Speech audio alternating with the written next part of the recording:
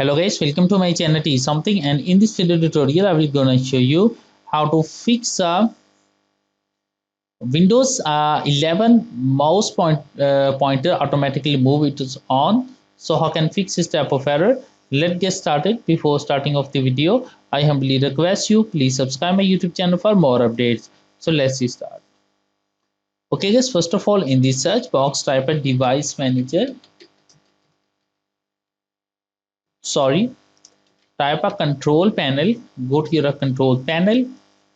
Click on mouse options, click on pointer options, uncheck and check the enhance power, uncheck the automatically move pointer to the default button in the dialog box, uncheck the display pointer trails, uncheck the show location of pointer when I press control key.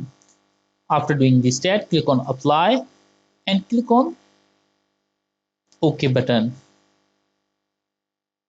After that, close it and restart your computer, and I'm sure that after doing this step your problem is fixed. I hope this video is helpful for you. Thanks for watching and please subscribe my YouTube channel.